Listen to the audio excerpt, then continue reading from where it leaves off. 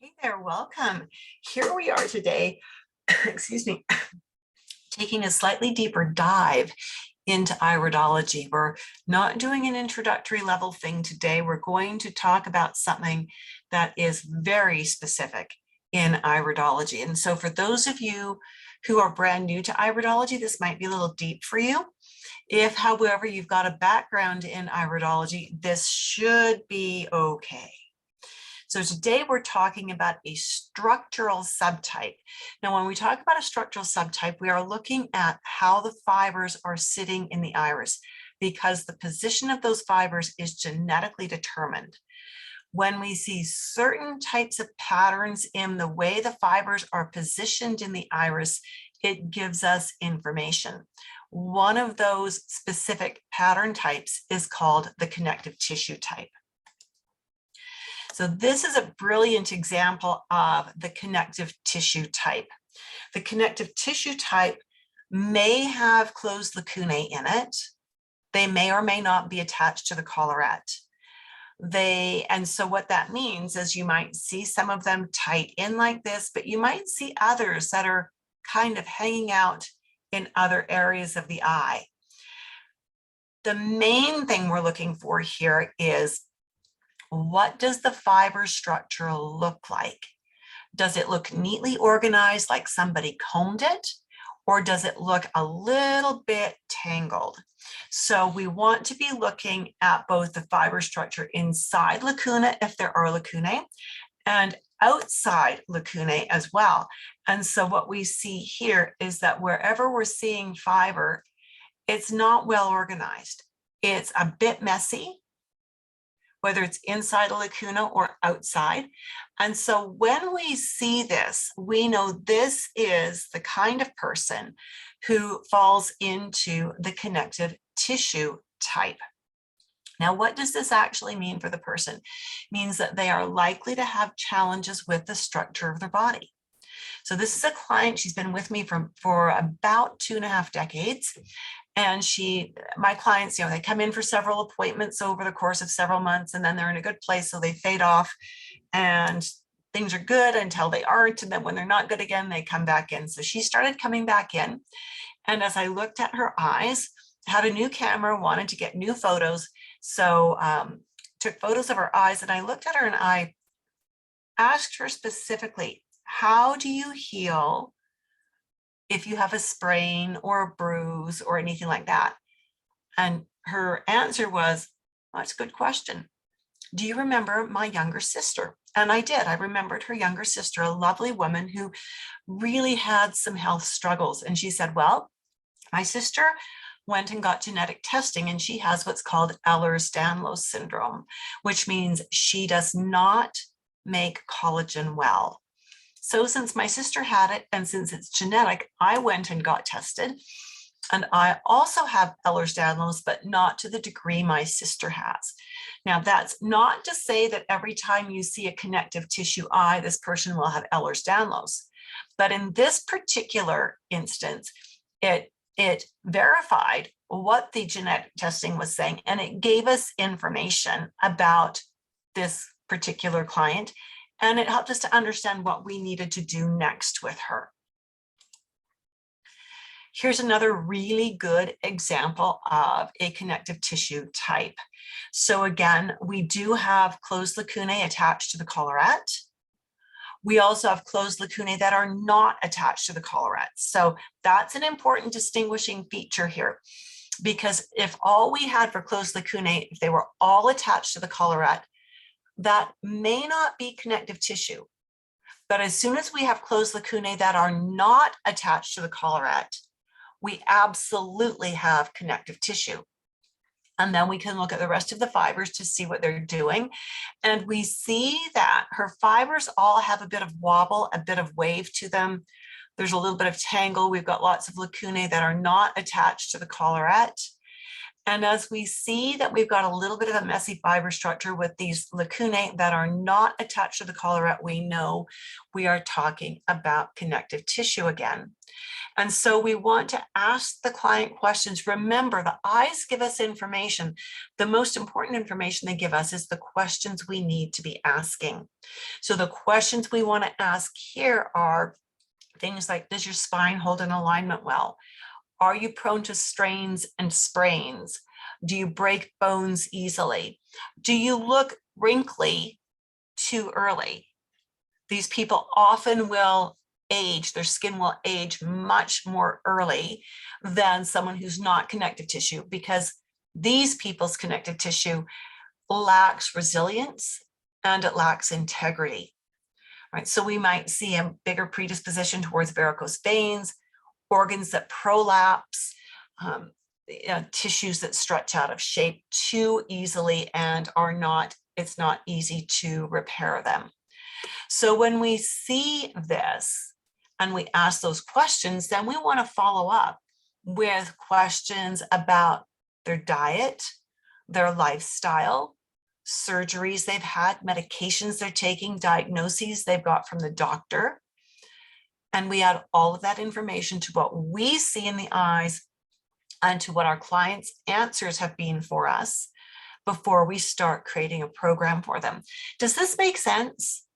If this makes sense, give me a make sense in the comments box. Find that chat box and let me know that this is making sense. Just wait for somebody to let me know this is making sense for you. Makes sense. Thanks, Peggy. Appreciate that. Fantastic. And Marissa's saying it makes sense too. Excellent. Thank you so much. I really appreciate it when people interact with me there. So let me just introduce myself. Now that we've talked a little bit about iridology, my name is Judith Cobb, and I am an IPA certified iridology instructor. I'm one of 8 level 3 instructors in the world. Level 3 is the highest level of certification for iridologist and for iridologist instructor that IPA offers. It's a bit of a rigorous course to get there. And so I feel very blessed to have achieved that. These badges look like I've only been at it for 2 years. However, IPA reissues badges every 2 years when we requalify. And so the last time I requalified was January 2022. I'm going to have to redo it again by January 2024. And but I have been teaching. I've been an IPA certified iridologist since the mid-90s and have been teaching iridology even when I was a Jensenian iridologist before then. So I've got many decades of experience, both in clinic and in teaching with many styles of iridology. And that is why I know the constitutional style of iridology is the best as far as physical iridology goes. I am also a trained nutrition coach, and so I'm a professional member of the Canadian Association of Holistic Nutrition Professionals and the Canadian Association of Natural Nutrition Practitioners. These are both organizations where you have to have proof of training in order to join at a professional level. And I'm also a professional member of the Alberta Herbalist Association and will be presenting 2 workshops at the Alberta Herb Gathering the weekend of August the 18th, 19th, 20th. So that's going to be a lot of fun to be with a lot of other herbalists out in a camp where we will learn more about wildcrafting and share ideas, and it's just going to be a lot of fun. If any of you are located in or near Alberta and you want to come to that, let me know and I'll send you the link to purchase a ticket to join us. The next live webinar-based course in iridology, the Dynamic Iridology Assessment System for Health Professionals, will be starting on August 24th, 2023. I'll give you a few more basic details on that in a few minutes. I just wanted to share what one of my students said when she completed the course, the Dynamic Iridology course. Joyce Lee is a certified esthetician, clinical aromatherapist, chartered herbalist, and a nutritional consultant. She said, I took another course, iridology course from another school, a few years ago, but I was left feeling inadequately trained and with no confidence in the material or my abilities to perform accurate assessments. Judith Cobb, on the other hand, is a wonderful instructor. She presents the material in this course in a concise, organized way. Every aspect of this iridology course is covered in detail. She clearly answers every question asked, no matter how trivial the student may think it is. Judith structures the classes in a way that makes them incredibly interesting. Clarification is clearly established through her instruction, discussion, and student participation. Upon completion of Judith's course, I feel very confident in my abilities and excited to offer iridology services to my clients. This course is an incredible value, highly recommended. Here is another eye that is connective tissue. Can you tell me why we would call this connective tissue? If you can, type it in the chat box. Tell me why we would call this set of eyes connective tissue. So I'm already going to start testing you on this. Make sure you've got it, right? Why would you call this connective tissue? And to say because Judith said so is not a good enough answer. I want to know what you're seeing here that makes you say this is a connective tissue eye. Why would I say it's connective tissue?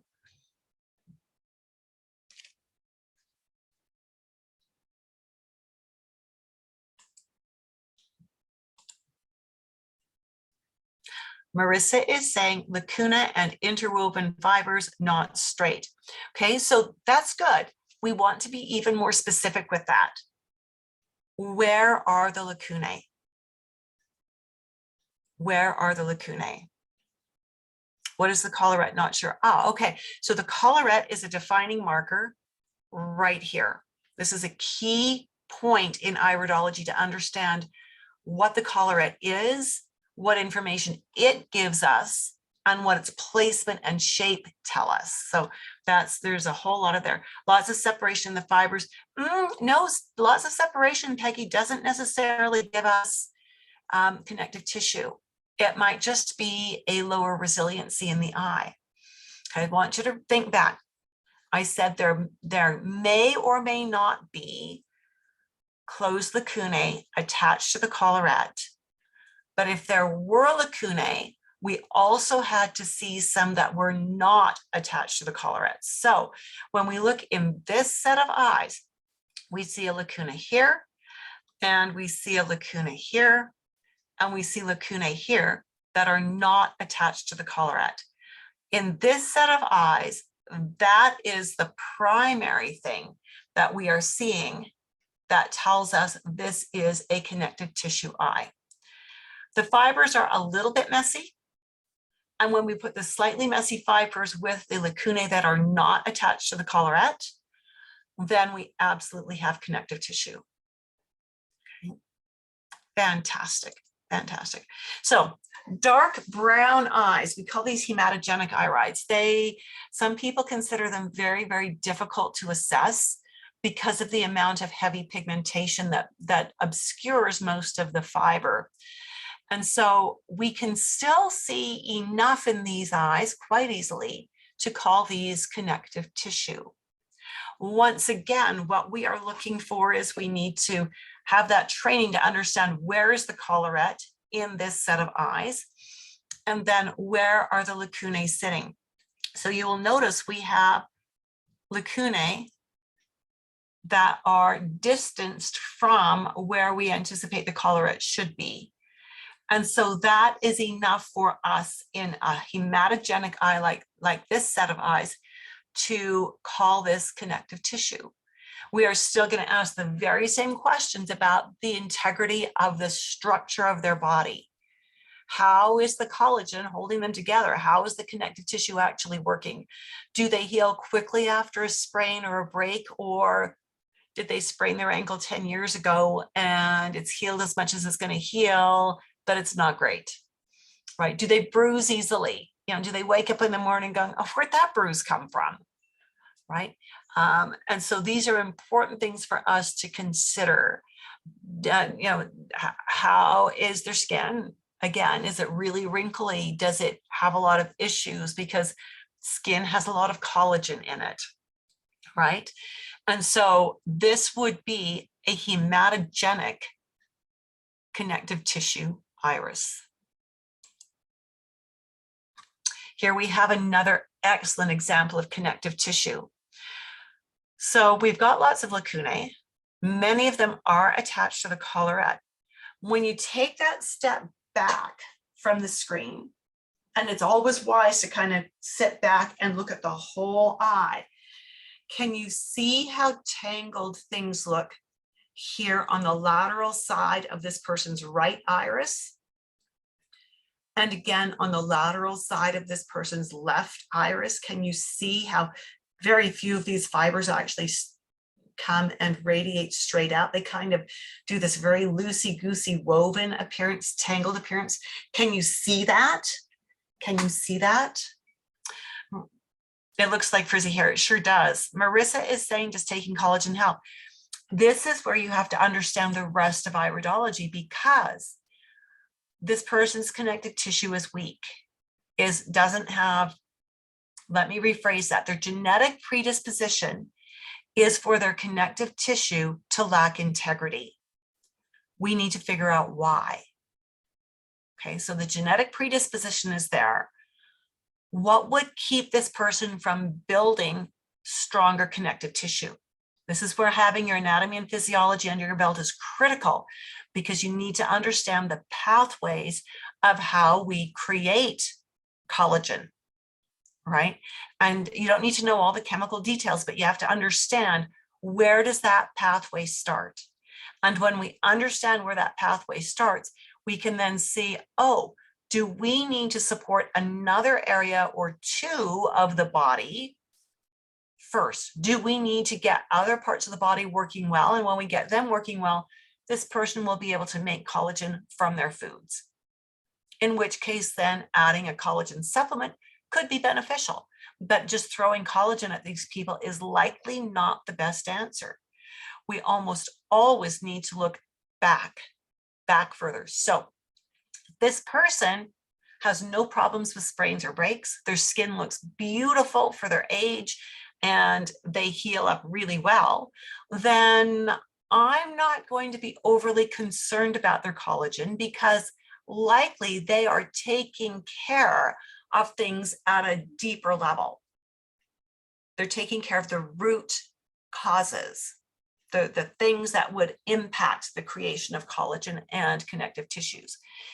If, however, this person has a lot of issues with strains and breaks and weakness in their connective tissues, then I'm going to begin by going back to the organs that are critical to the formation of collagen and make sure those organs are well supported before I consider adding an actual collagen supplement. Does that make sense, Marissa?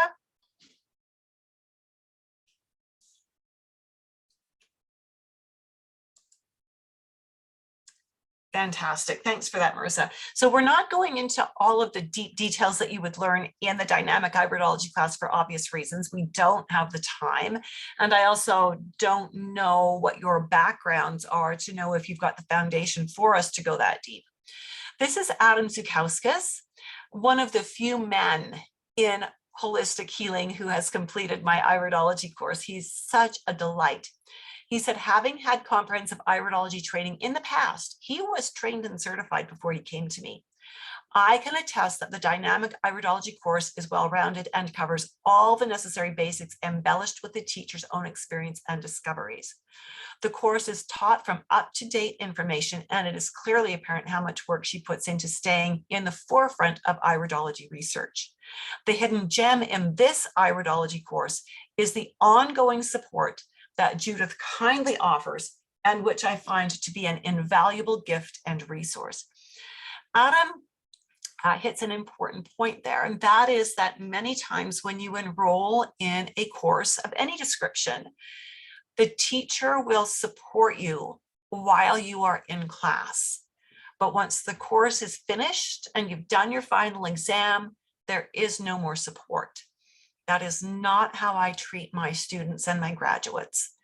My students and my graduates have my support for as long as I am teaching for.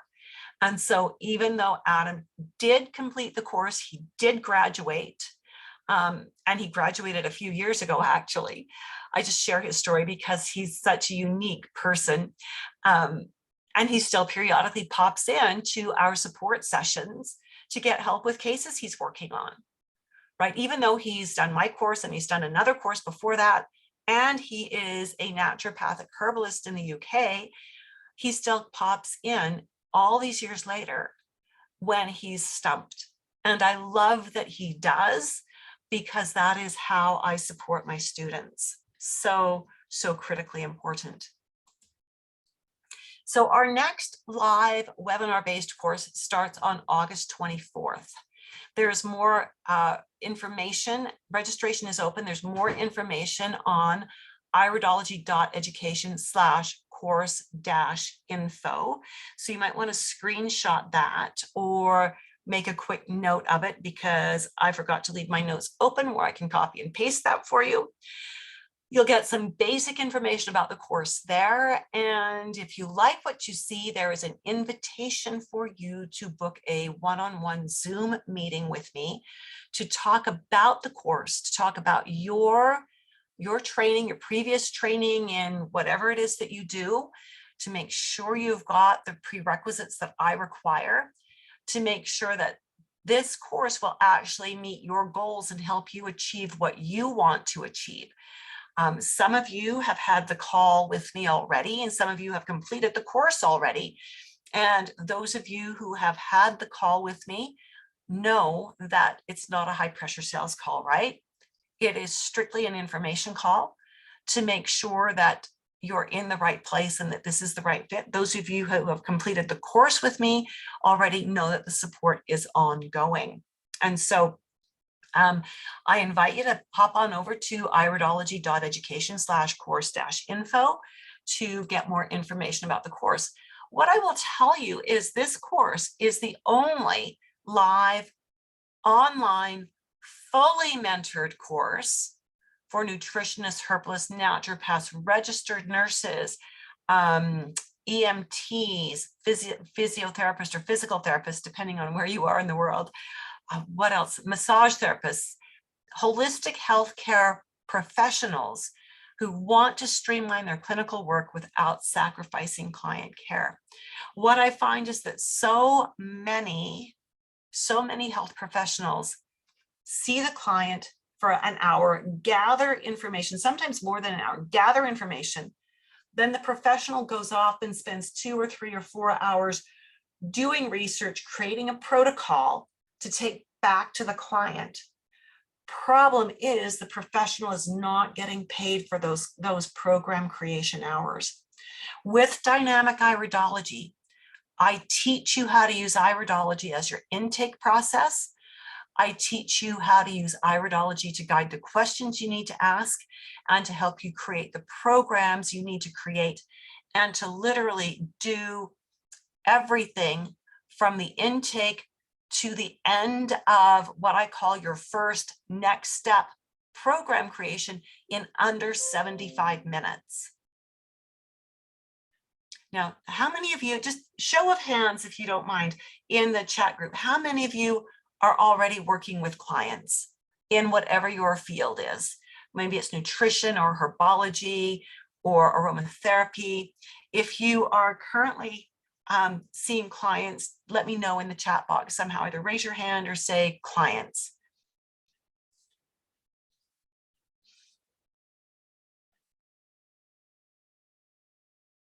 I know it takes a minute to type things in and to get it sent. Are you seeing people as a professional? And if you're not, say no so that I know to not wait for you. And there's no shame either way, no pressure either way. Okay. And okay, fantastic. Okay, so what you will find, and so far it's like nobody's seeing clients right now, but I know Peggy has seen clients. What you will find is that when you spend too long creating the program, you give too much information. And when you give too much information, your client gets lost. They can't do it all. So the way I teach you to do iridology, literally build your client's program step by step from one appointment to the next. So your client can follow instructions, can get results, and can move forward with a really good pace. Case in point, I have a client, he's sort of has been in and out of the office for many years, and he started coming back again about a year ago. He's in his early 60s, and his doctor had diagnosed him with high blood pressure, elevated cholesterol, and type 2 diabetes. That's a really common scenario that I see in people over 50, right? They've been healthy all their lives, and all of a sudden they get slapped with those three diagnoses. His doctor had him on 5 different medications. Count them, 5. Well, this gentleman absolutely did not want to be on all these meds. So he said, what can we do? And I said, well, we're going to start working on things, and then you will go back and have your doctor run tests. And as the tests improve, hopefully your doctor will remove the meds. Well, we've been working together for about a year now. And so far, this fellow, by following the step-by-step programs that we built over the first 3 to 4 months, and we do a touch base appointment about every 6 months now, he has made such progress. He's got his hemoglobin A1C, hopefully you know what that is, down from 7 to 5.8. We'd like it down around 5.5, but by getting it from 7 to 5.8, the doctor has removed the blood sugar medications, right? We've got his cholesterol and his triglycerides down in the sweet spot. The doctor has removed one of the blood pressure meds. And one of the cholesterol meds. So he's now only on 2 meds. So over the course of the last year, by doing a step-by-step program and by not overwhelming him, he has been able to improve his health to the point where they've ditched 3 medications. He's only on 2 more. And the doctor told him at his last appointment in June, you keep this up and we'll be taking away the rest of these meds within the next year. That is the beauty of creating step-by-step programs rather than throwing everything at your client all at once. Marissa, I agree. Woohoo! We have done the happy dance with him, and we will continue to do the happy dance as he continues to make progress, right? It's interesting because his wife is the one who got him to come in, and she's been a client of mine for longer. She has a much harder time sticking with the simple changes because of what she does for work. She's a flight attendant, which makes it really hard to keep your foods on track. But he keeps supporting her, he keeps poking her a little bit, and he keeps saying, you know how to do this, let's work with this, right? And so they're going to make progress together, but he has had such good results. So again, if you're interested in more information about the course, hop on over to iridology.education/course-info. And from there, if you like what you see, schedule a call. If you've already had a call and you're thinking, yeah, I want this, and you've got your anatomy and physiology, we should talk about getting you into the August course. If you don't have anatomy and physiology, we should talk anyways, so I can connect you with the A&P course that I really like my students to have, right? Because it's not just me who requires the A&P. Should you decide you want to become a certified iridologist through the International Iridology Practitioners Association, they will require proof of an approved college level anatomy and physiology course with a grade of 80% or better. They have approved the course that I send my students to. So if you need an A&P course, I can connect you with that. So with that, my friends, that's all I have for you today. A little bit of a dive into the connective tissue eye and what it looks like. And the deeper what do we do with it is for the dynamic iridology course, because we spend quite a bit of time working through that and learning about it. Thank you for being with me. Just before we wrap up, are there any questions or any comments? keeping it kind of lightweight today. Are we good? All right, so Peggy says thanks. Marisa says thanks. You are most welcome. We will talk to you again soon. Have an amazing week. Bye for now.